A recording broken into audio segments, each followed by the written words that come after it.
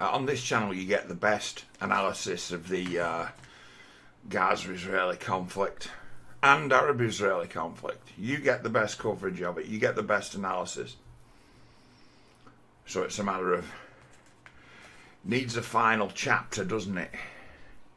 Now it's like my sort of estranged friend, Mr. Galloway, he can't be swayed on this topic, and I've never been afforded the time or opportunity to actually discuss it with him, but he wouldn't like what I have to say about it. I'm on no one's side. You know, if I was on anyone's side, right, I'd be on the side of the people who didn't ask to be in the middle of a fucking war.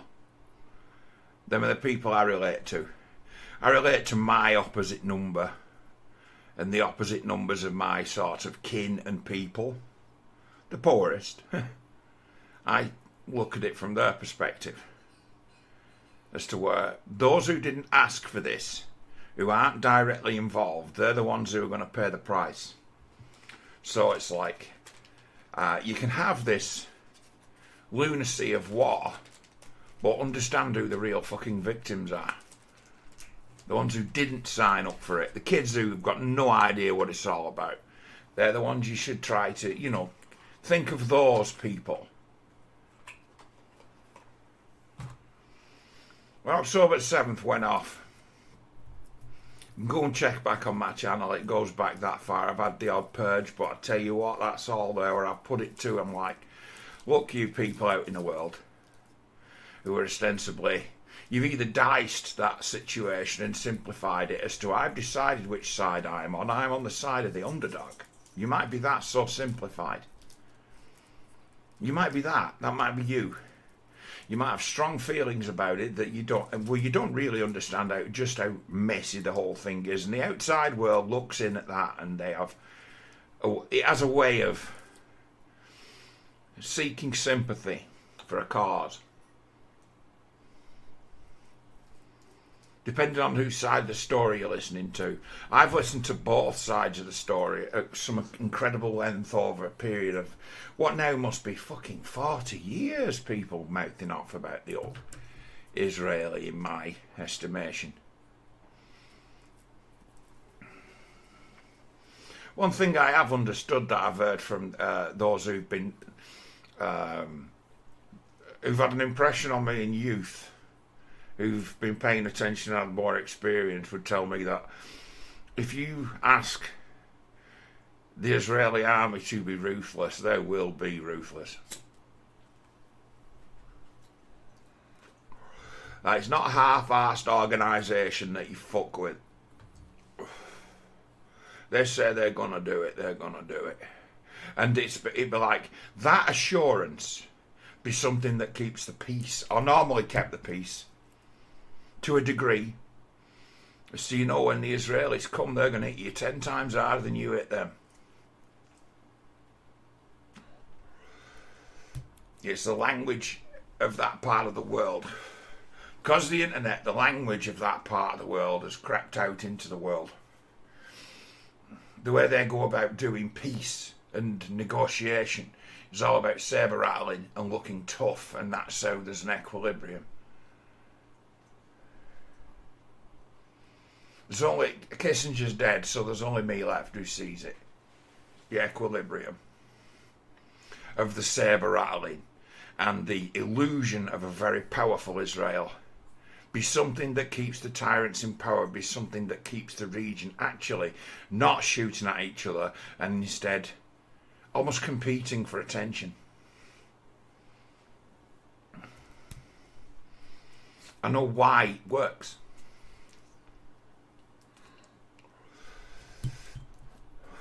I know why it works. Why does it work? Oh. Those around know that they're going to get a real spiteful bloody nose off. Know for sure that they're going to get a very spiteful bloody nose off the Israelis. It acts as a deterrent. And the more powerful the countries of the Middle East think Israel is, the safer the world is. And it's kept the peace to a degree. You've got to remember that say the United States and Israel are unhappy bedfellows. They really are. They're not allies. They're not joined at the hip. There's a mixture. A real mixture of people who hate Israel and also many who support it. And it appears that from what we've learned in recent times with the thing that goes on with US aid, it's like the US have been actively backing Hamas at the same time as they've been actively backing Israel.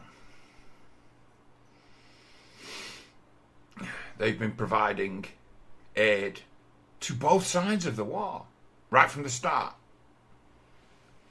We know this now. This has been revealed in recent times as to where the US aid money goes.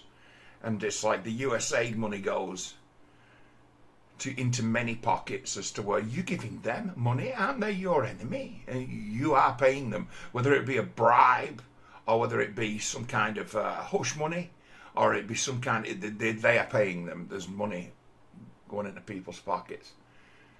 US government are backing Hamas at the same time as they're selling weapons to Israel. That's how fucking complex the world is. Two completely different arms of the same beast, dishing out gifts to all sides of our conflict through the vehicle of US aid, and it be something that's now revealed as to where they deliberately lied to Trump about what US aid was up to when he was in office, and only now does he know. Before they'd kept it secret from him. So now he's gone straight at it and he's exposed all kinds of stuff. So we know more than we knew then about the role that the sort of cartel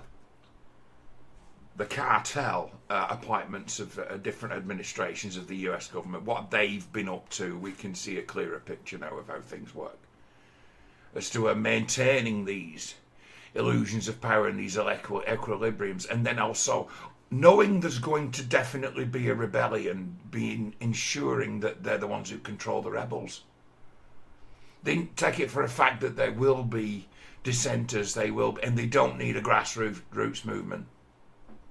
And it said they want to be able to control the opposition, so they know there's going to be a rebellion, so they be sure to get in early at the start and be the people who drive the rebellion. So an organisation behind Hamas, it's like behind them you will find the US State Department, ultimately. Where are you getting your money from and who's protecting you? And it be the precise entity who names us a political organisation and bans people from giving us money.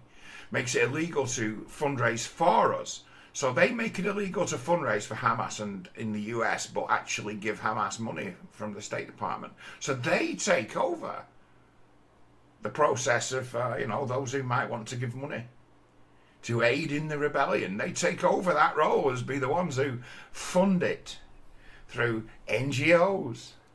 NGO being another word to say a part of the government that is not really accountable to the public. That's what it really means. Isn't accountable to anybody. Doesn't have the same kind of responsibility to do things legally and above board that the government does. A way the government can bend the rules and bend the laws of the world is to create NGOs, arm's length organisations. So it works. But ever since I heard about what was going on the 7th of October, I've had this sort of vision in my head. And at the same time as at the beginning of it, when they were reaching for the old book and the old language and the sort of old God that rains down fire and brimstone, who basically wiped them all out to cleanse.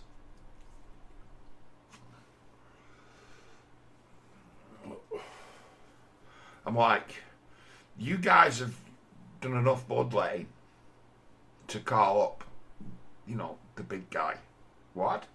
Yeah. You don't know who you've gone to war with here. And while I'm Well, I'm see there in that moment, realizing this straight away, realizing this is going to be bad. It's going to be bad for you people and your kin, and the place you're from. You're going to pay a massive, massive, massive penalty for what you've done, and they're not going to forget. All that bloodletting has unleashed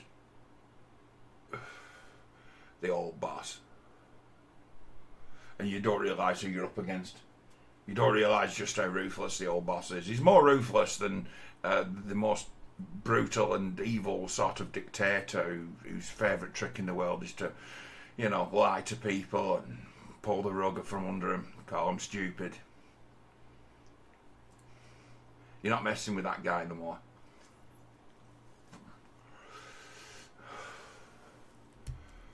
It's like now there's a will to fucking destroy you using your own means against you and things you haven't even thought of.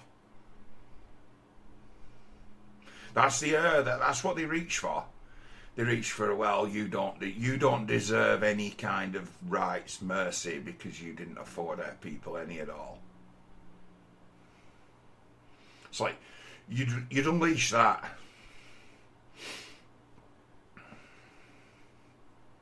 And in Netanyahu, you got a leader there who they got rid of and then brought back, understanding that there was danger in the world and understanding that he's a guy willing to sign the paperwork and take the fall.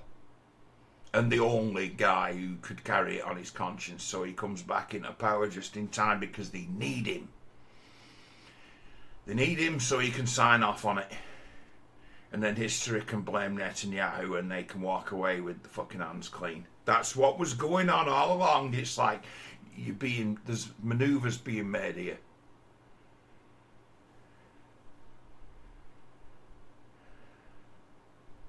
It's like you've tried. It's like your day's over, Hamas. It's like we're done.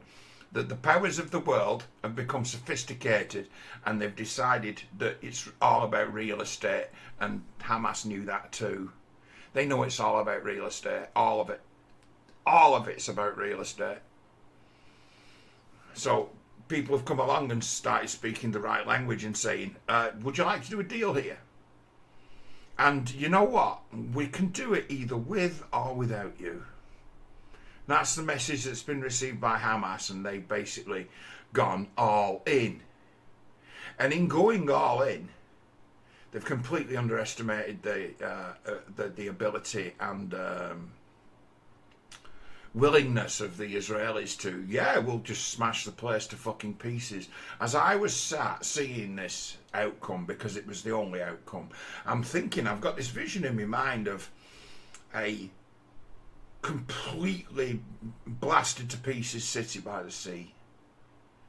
And it comes from a still photograph that I've it stayed with me.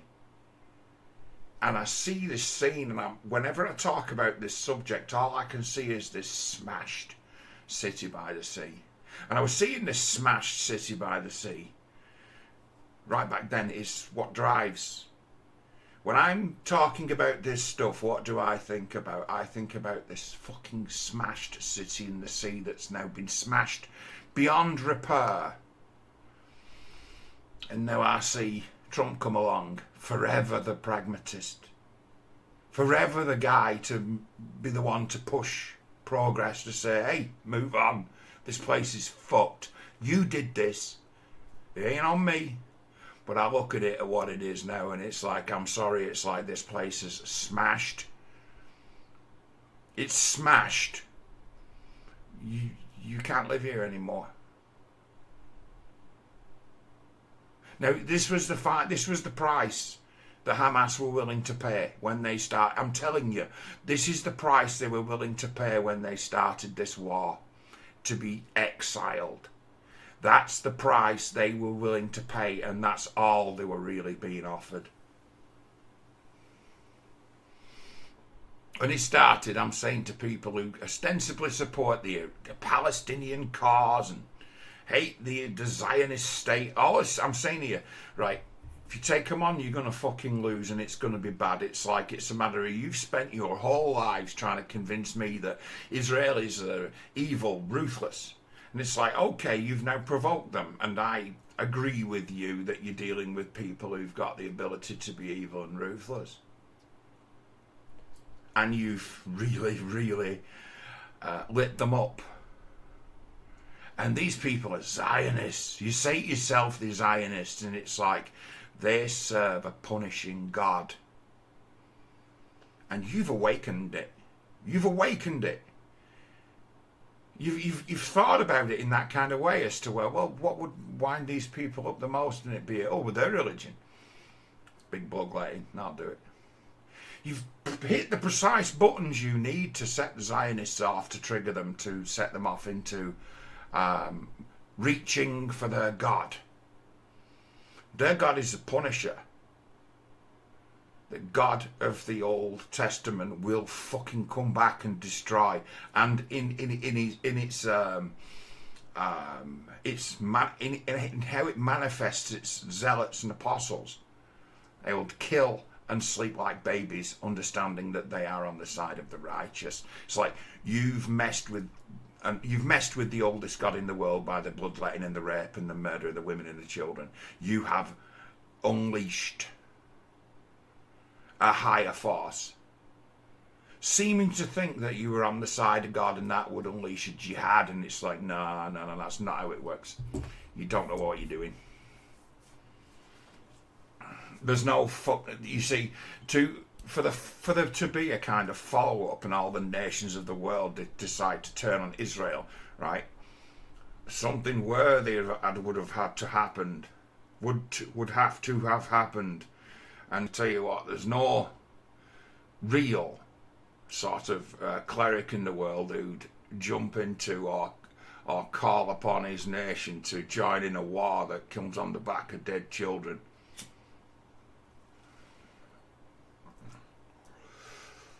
No.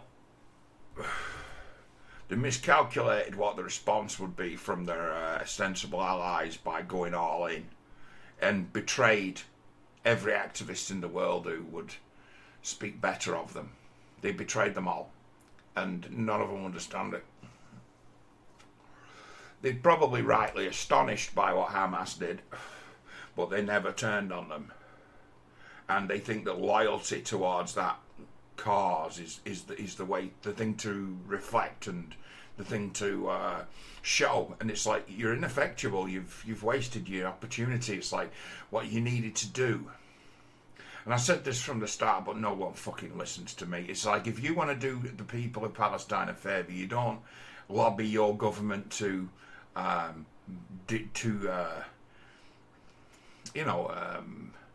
sanction Israel. You don't lobby them to speak out against them, you don't. It's a waste of time. You're not. There's Britain and the US certainly has some leverage to stop that war. Britain doesn't have any. So you go after the government and to some degree go after the council and go after the Labour Party, which I think is hilarious, because the Labour Party have always used this conflict as a political football and made certain assurances to certain communities as to which side they would fall on when push comes to shove, and they've obviously abandoned the Palestinians because of the actions of Hamas. It's like, we didn't sign up for this, and none of you did. None of you people who ostensibly, in your own sort of emotional feeling set, think that you've got some kind of ownership of this crisis, or else it's something that concerns you. So you're not really interested in understanding it. It suits a certain purpose.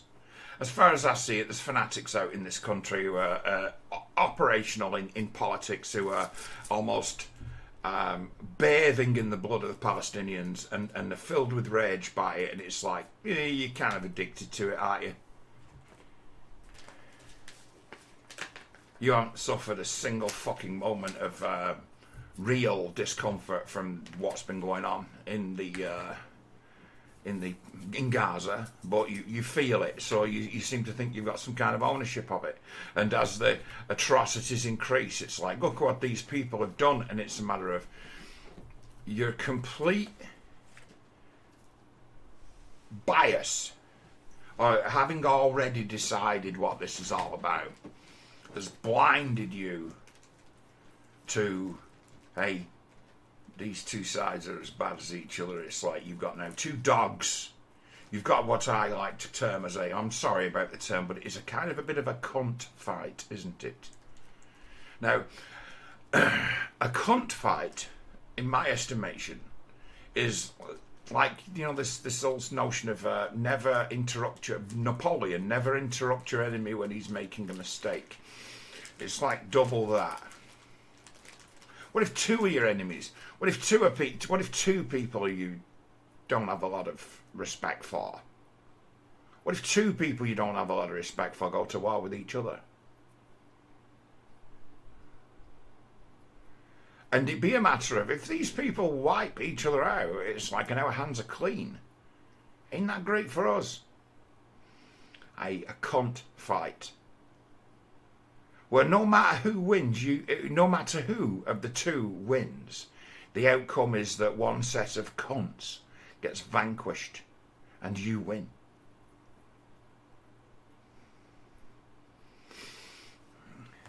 The Israel-Gaza conflict could be seen as almost the ultimate cunt fight for those on the outside looking in. They want to fight. Oh, let's arm them. They want to do the killing. They want to do the dying. Well, let's arm them.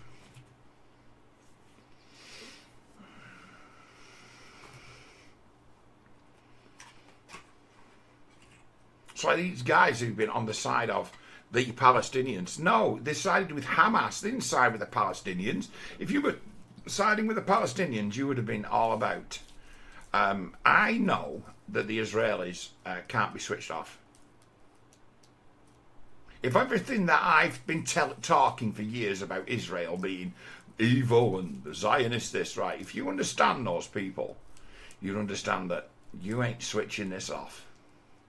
And there is only one outcome. They don't have to say it. Now the place is smashed to pieces. The solution to the problem is obvious, isn't it?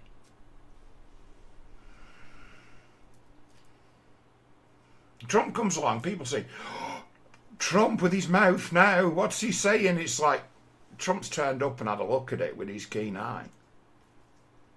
Said what he thinks. The place is smashed. People can't live here. Yeah, fair enough. Yeah, it's your land. You've right to it, but you can't live here. Why? For health and safety reasons. Suddenly they've won. Suddenly they've got you. Suddenly it's game over. And then you've got it where all this shit that's being put out by the Palestinian sort of ostensible authority, our friends, you know, our friends, the ones the media listen to, they're currently making a show of releasing the Israeli hostages, and there's some kind of almost show release for the cameras. They're like media events. It reminds me somewhat of when someone gets kicked out of the Big Brother house.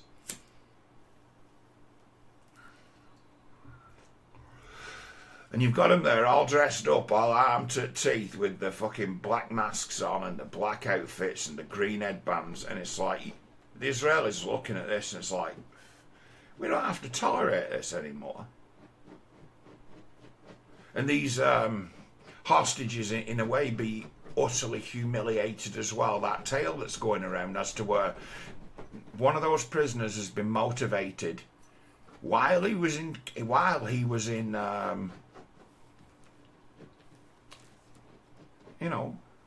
custody. When he was in detention, he was keeping himself alive with the notion of one day he would see his wife and children again. Well, the guys who were holding him had raped and murdered his wife and children. They were just using it as a carrot to keep him pliant and docile and obedient.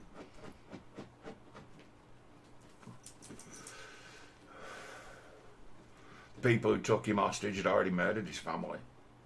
But they told him that they were alive, and it's like, who played games like that? Would you call that guy who carried that out, or those people who carried that fucking horror out on that guy, was that in any way justified? So the guy was an innocent civilian. He hadn't fucking raised their arms against anyone that we know about. Didn't deserve that. Didn't have that coming. And that be that this guy gives a mock interview as to where they put him on sort of Hamas TV, and he says, I'm looking forward so much to seeing my wife and kids. And then when he ends up in the hands of whoever he's handed over to, they say, your wife and children are dead, sir. I'm sorry. On the day you were taken, they died. We know about them.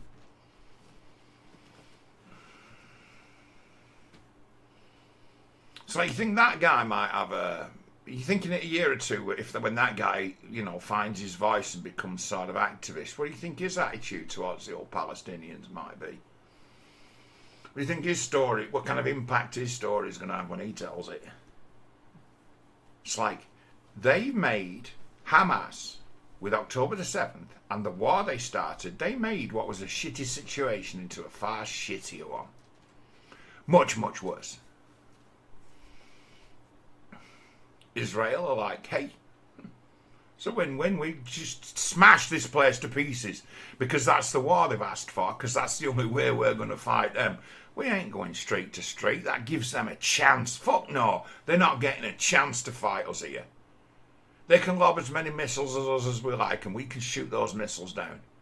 And the ostensible main weapon against us do absolutely nothing while we pummel them with exactly the same kind of treatment as they're giving us. They want to fire rockets at us. We'll fire rockets at them. We'll blast them from distance. And that's the only war they were ever willing to fight. And I'm talking about it, and I'm like, there's going to be the people saying there's a build-up with troops on the edge, and it's like, yeah, and they're not going to even bother going in. They don't have to. You want to give those guys, they're like, come and get us, come in and get us, we're ready for you, there's thousands of us. And it's like, you're going to turn up for that battle. You're going to run the risk of them starting to destroy your army. No, you're not. You're just going to pummel them from miles away. And they got no way of stopping it. They ain't got Iron Dome, but they're willing to fire a few rockets at you. Like, do me a favour.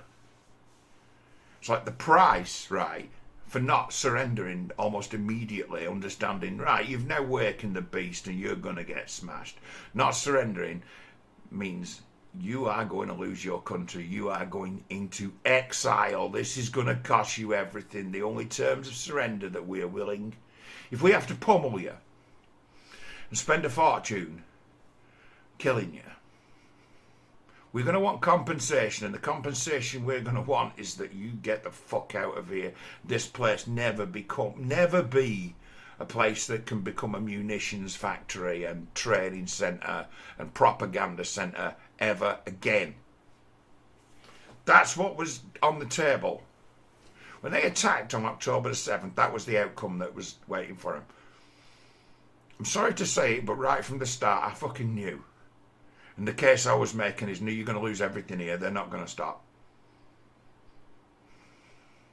They'll only stop killing you if the price you're willing to pay is exile. That's the war you've unleashed. That's who you've fucking unleashed. That's the God you've unleashed. It's like the stories you'll be telling in the future to your grandchildren be that you don't fuck with the Israelis. Because when they take their revenge, they take everything from you. They'll take your children. They'll kill your sons.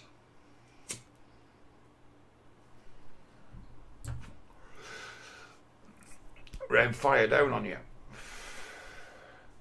And they won't give a fuck.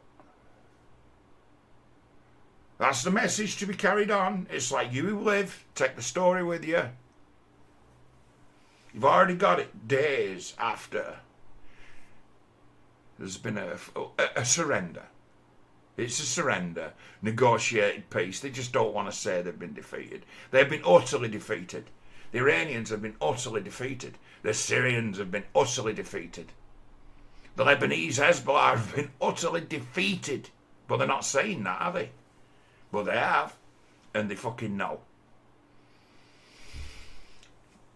Already you've got these pro-Palestinian types already fanning the flames of war from the comfort of their fucking homes in Solihull and fucking Birmingham and the like.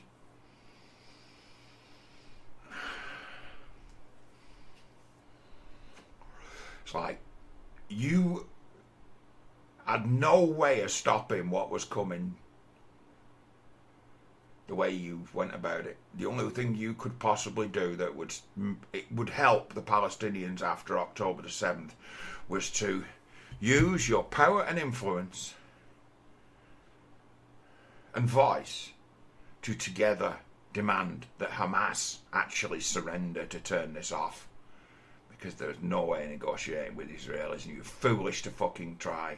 And the pressure you put on your own governments, the pressure you put on the Labour Party, the pressure you put on previous governments to come out against this, it just was a terrible strategy that just caused domestic strife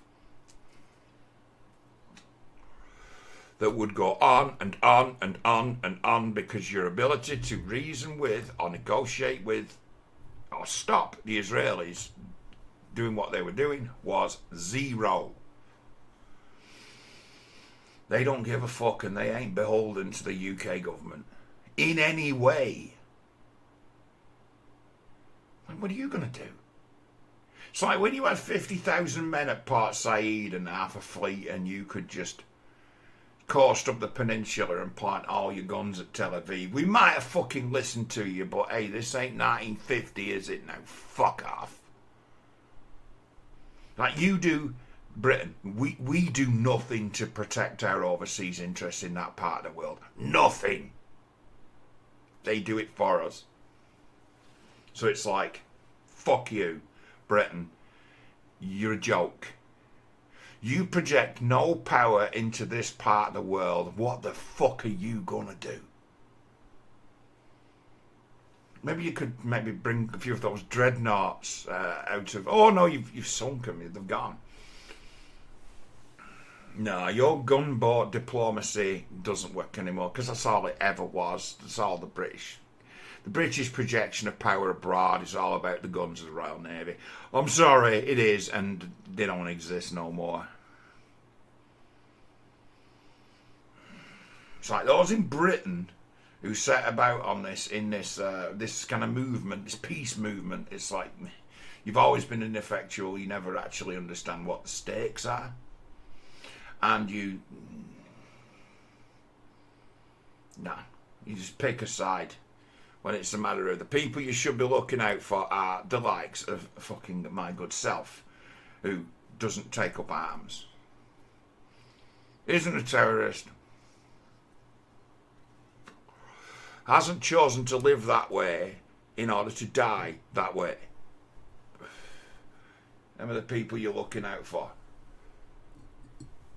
You failed. You didn't look out for them. If you wanted to protect them, I say you'd have moved against Hamas and said, end the slaughter and quit your fucking job.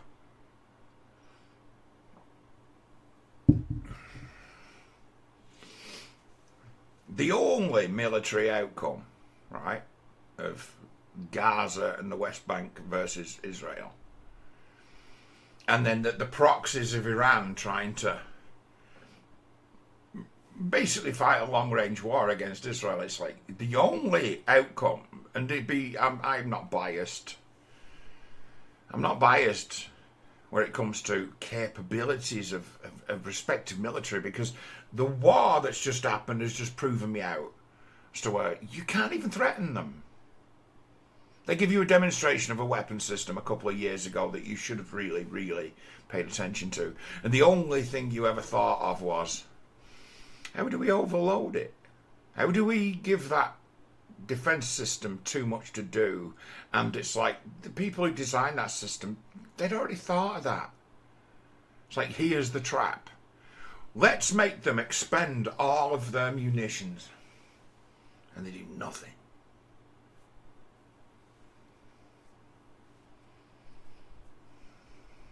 And that night where Iran's sort of ostensible air force launched that 300 drone attack, more and more missiles and drones, slow moving stuff though. When they launched all that stuff, do you think they expected, right, every one of our weapons has been destroyed? What? Excuse me? It's like, so how many missiles hit the targets? Zero. None. Fucking nada.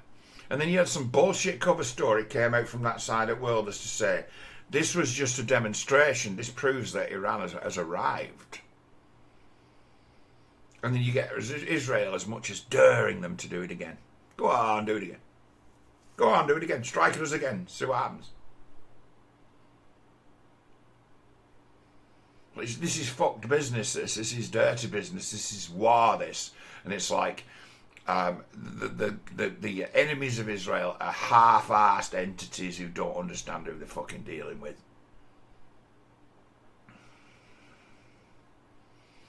There's a great British hero called Nelson, right? I used to study him when I used to do a lot of online gaming, where it was about PvP, where it was about war. And I changed the strategy of everyone I played with based on Nelson. As to where we need an edge, we need a holistic understanding of war that we can all go to, that we can all rely upon, and we can all count upon. And the new one is, okay, right, how about this? We need a doctrine, we need a basic command that we can give everybody that will see us win, that they ain't got. So what do we use? We use the Nelson touch. What's the Nelson touch, John? Well, it's a standing order or an idea that if you're willing to go all in and go for the throat and go for the kill, and your enemy isn't, you're always going to win.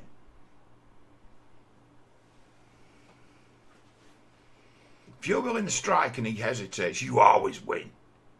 If these guys who are fighting this war are willing to die to win, it's going to be hard to kill them. So the British are coming. Oh shit. Oh shit. See, the old in the old world, when the British were coming, it meant that spirit's coming after you.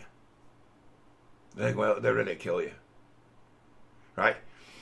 That's a power that can be projected around the world through the imagination. As to say, this is the doctrine of the British Navy under Nelson, a god admiral. Basically, showed them how to win by hitting your enemy head on, bang, making them fight, forcing them into a deadly battle, forcing them into one. Like, oh no, we're coming. And there's going to be a battle. Why? Because we're going to force you into a battle. You can't run.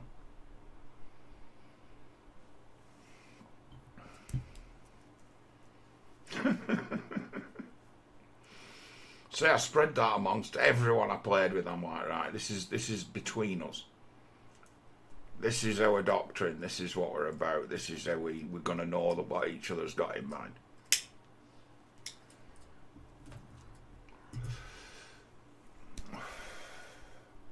Well, we never run away.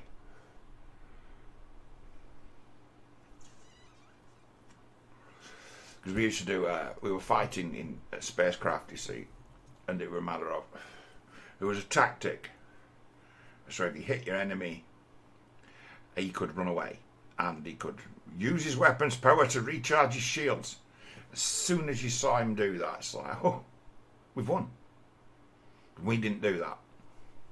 We pressed the attack with our remaining, because we had weapons.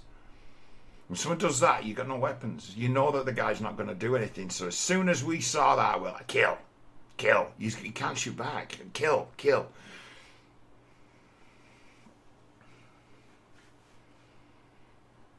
And it's like, dead.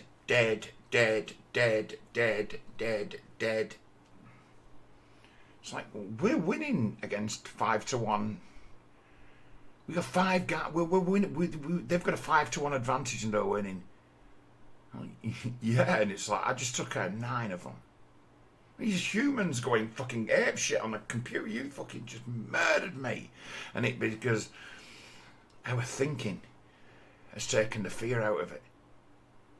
We're having it. It's like, we're having it, us. We know something you don't about this. It's like, Some of your pride gets hurt when you fall. You can't fight a meta war. We can. Why? Because we're all going to die together, because we love each other, we are mates, and we're all willing to die together. We're willing to risk everything to win. So you're up against that, you never win. Because you're all shitting your pants, you're all looking at each other thinking, oh fuck, these guys. You're up against a load of guys who are singing songs at you about what they're going to do to you. It's like, know something of war, know something of its horror, and know something of the commitment required to take part in this. It's like, there's been times, it's a matter of, I'm telling you, it's like the people, Hezbollah, right? They were alright as a defensive army, right? They kind of held the heights, if you like. They held the territory. And it must be a matter of, they must have been looking at each other saying at some stage as to, who the fuck got us involved in this mess? Who the fuck who the fuck got us in so much fucking trouble? It's like, we didn't want this war. We didn't want this war. It's like, it's a fucking scheme we've got. It's a make-work scheme. We don't want this war. Who signed us up for this? Who committed us to this? They must have been asking those questions over in fucking Hezbollah headquarters, if they've got any minds at all. We're going to get our asses destroyed. It's like, we're childish in our understandings of our enemies' capabilities. They've been fighting, they've been kid gloving us for years, and now they're coming with the fucking death from the sky. It's like, we're not ready for this. Israelis for years have been fucking restrained, and now they're not. Now they're as fucking ruthless as they possibly can be, and it's like, we can't answer this.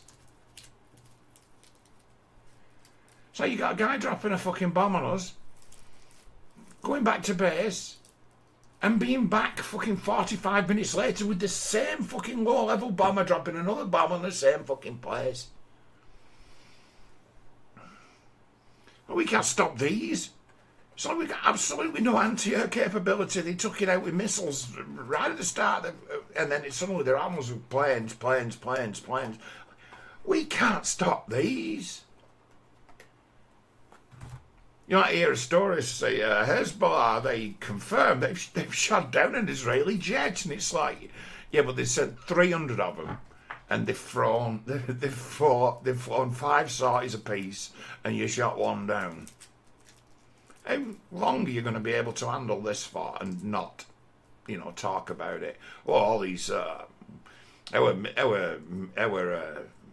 military chain of command is completely intact. It's like, no, they managed to kill fucking hundreds of you those pages. You're saying your command and control's intact after that and not traumatised, or else maimed and dead. And you get the greatest fucking chuckle meme that I've ever seen in my life as to where it went round on Twitter, and it's like a matter of, I don't know how many people saw it, but I looked at it and it'd be like some child had wrote it. And it'd be a false quote from Sun Tzu. And that'd be, explode their dick and balls and then mock them. Sun Tzu.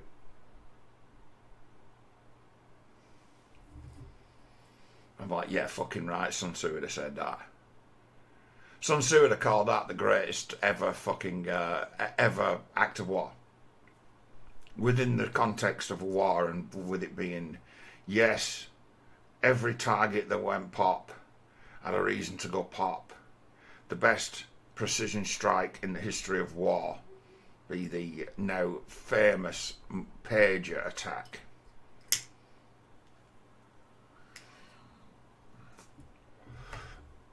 That move wins you the war. Your enemy would never recover from it. Just saying. Will to fight to damage to morale, there's been no better attack ever pulled off in any war in the history of warfare than the pager attack. I'm telling you. That's who you went to war with. That's who you picked a fight with. The enemy for years, you talking heads be telling me that Zionists are evil and ruthless, capable of all kinds of fucking creativeness and fucking horror and killing. And they do it, and you're like, look what they did. And it's like, well, why did you go to war with them? Why did you provoke them? Why did you... If you were so sure that they were so ruthless, why the hell did you provoke them? There was never a victory. There was no...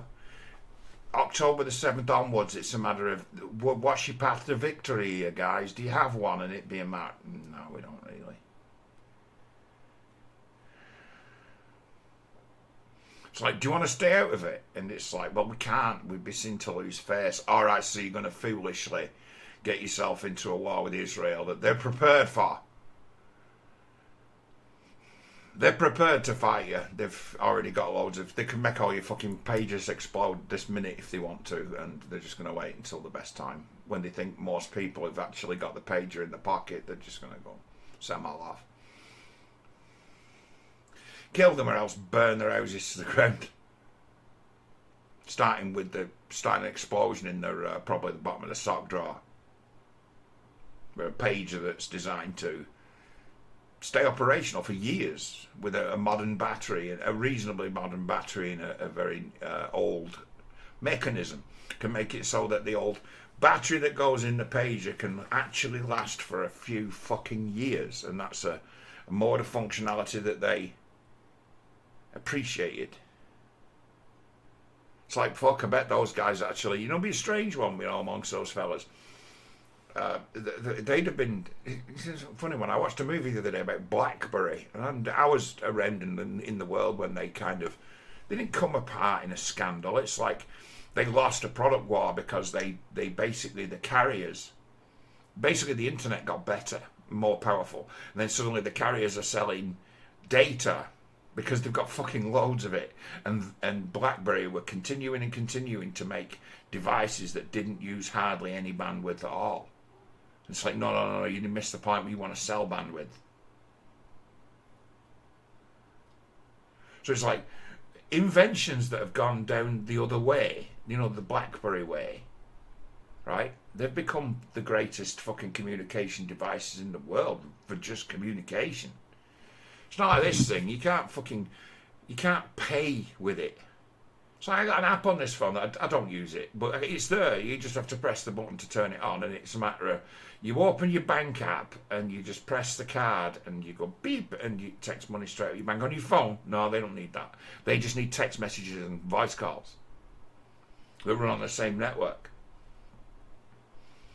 And say the BlackBerry encryption system, which they couldn't even break into, it would have been quite useful things for criminals.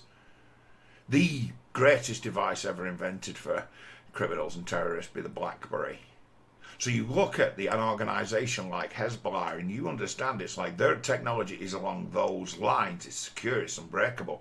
How do we get into it? It's an incredible scheme. You lost. You defeated.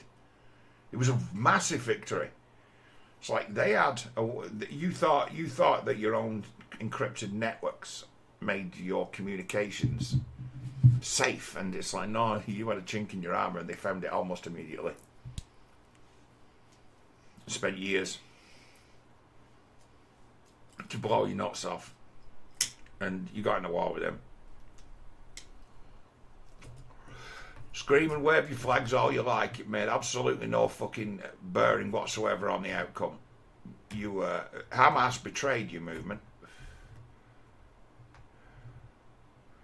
Put you in a situation where you're defending the indefensible. Realise that, and realise we're not protesting correctly here if we actually care. But as soon as October 7th thing was done, the die was cast. And the only outcome was what's happening now. The only outcome. It's like, this, I could have told you with certainty, this is what you're signing up for. you're going to get hammered. And you're going to get evicted. How would they be able to evict us?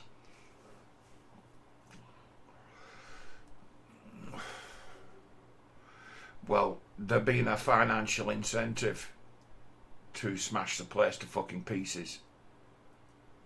To demolish it. Fucking idiots. Not understanding that it was all about real estate.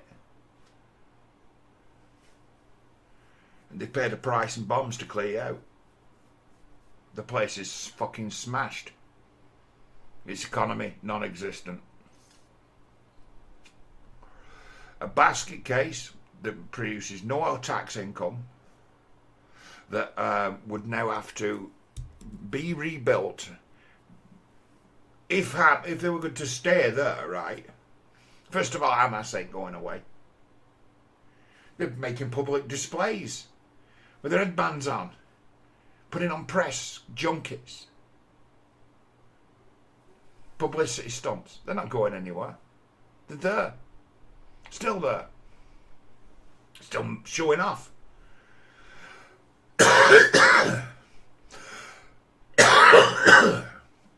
So how long do you think this ceasefire is going to last? I was weighing the news up yesterday thinking 2 weeks. And it's like maybe it'd be a good thing. It's like maybe those guys need another fucking taste.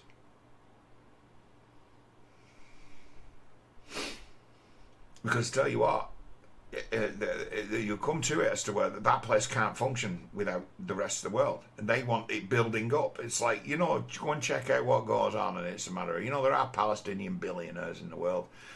Go and look it up. How Palestinians become billionaires? Building contractors. Someone's going to have to pay for that clean-up job, and it'd be a matter of this place can't pay for it. It's got no industry anymore. It's got no commerce anymore. It's got no fuck all anymore. It's got a basic sort of almost would now be a agrarian, food and water based economy. In essence, long since past any reliable electrical, water, smashed, ruined. The place be ruined. The roads be fucking full of holes and craters. The many buildings likely that haven't fallen would be condemned because of the concussion damage done to the foundations when all those fucking huge bombs have been dropped. And it'd be a matter of thank you for allowing us to write the place off. The price we've paid to kick your ass out of here is a price it could be said to be demolitions, munitions. This is the deal that's on the table. This is what you've fucking sown. And it'd be a matter of, we're just going to do what we want and no one stopped us so far. You did what you wanted, and now it's our turn. It's like you're getting there's no mercy. It's like they signed up for this. It's the only outcome. Some people are now screaming outrage as to say those people have been forced into exile. It's like, haven't you been paying attention to what this has been about from the very start? What was going on? What it meant? Of course they're going into exile. Of course that's going to be the price of defeat in this instance. The Israelis are not going to stand for there ever being a chance that something like October the 7th ever happen again. That's got to be a thing now, hasn't it? That's a doctrine they've got. That's now an axiom in the reality of the Israeli situation. Never again. We're not going to make that same mistake again. And it's like, how do we do that? Well, we kick all the people out of Gaza. And they'll do it. And there's no one to stop it. So it's a matter of that deal that was on the table last time Trump were around as to, if we see this as real estate, if we get this radical leadership out, this place can be great. Do you want a future? About that, it's the only thing that's on offer. I'm sorry, it's the only thing that's on offer. Revenge is off the table. You're not getting that. forget it. You're defeated. Give up and we'll make you some of the richest people in the world. And they turned it down. So now they're being offered it again, but the terms are far worse. Being offered exactly the same deal they were being offered by the Trump lot 4 and 5 years. But now it's just, now we told you before this is the only deal that's on offer, but now it's a matter of, we can just do it without you. Your position to bargain with us is just fucking non-existent. You've got no now ostensible leaders amongst you that we'd even count as being credible in any way, shape, or form. Anyone who isn't one of your fanatics, isn't a member of your gang, isn't a member of your establishment, you've left us with no one to fucking negotiate with, so your chances of getting a fair deal out of us are absolute fucking zero. You've got no concessions you can make. You've got no leverage whatsoever, and we're saying that this place isn't fit for you to live in. And you've got no means to rebuild it. And we don't owe you fuck all in what you might call reparations for smashing your place to fuck. You started this. There's certain sorts of legalities about war. They started it. There would be no situation now if it wasn't for October 7th. So we can make no mistake as to who started this. And now it's over. That really means something.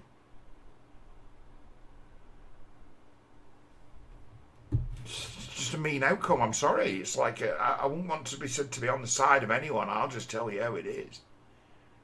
You've nothing. You've got no leverage for nothing. You've nothing left. The place is smashed. You're gone. Sorry, you lost. You went all in and you lost. And this is the cost of defeat. And look at all the fucking shit you've started, because we were never going to waver. We fucking meant what we said. You didn't trick us into attacking you. We've been waiting. They ain't innocent of anything, the Israelis. They're not innocent of anything. It's like, why do you provoke them? When they're as bad as you say. You think you can cleverly lull them in and start no. But the thing about understanding God, that mean one that you unleashed, understanding, it's available to all. You don't start a war with bloodletting, innocence, and then somehow have God on your side. Oh, no, you got God coming after you, wanting you dead.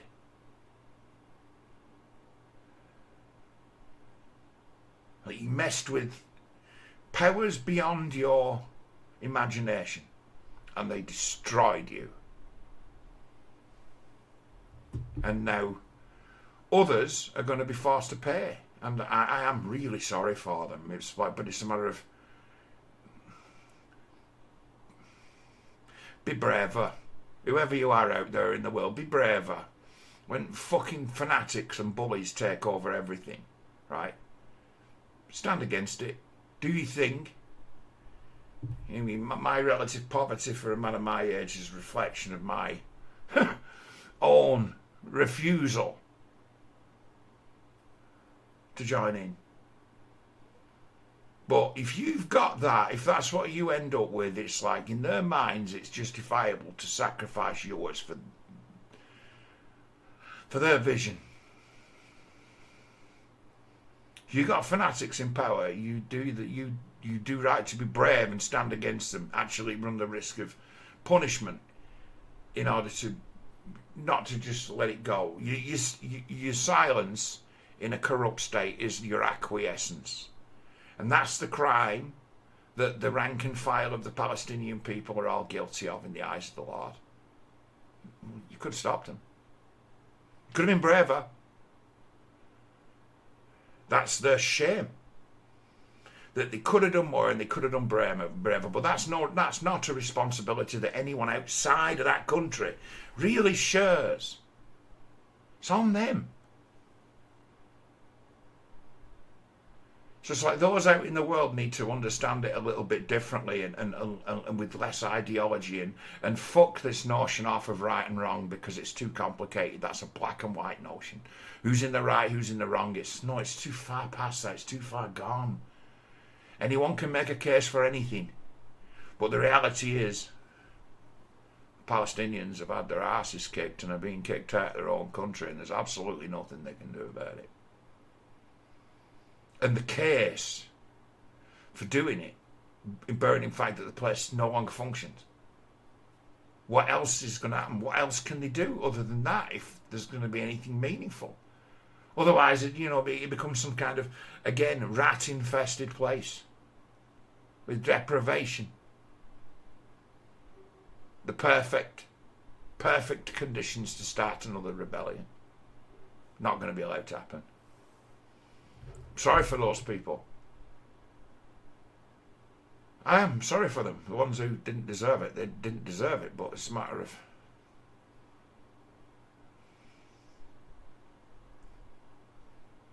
no way out of it, no way back.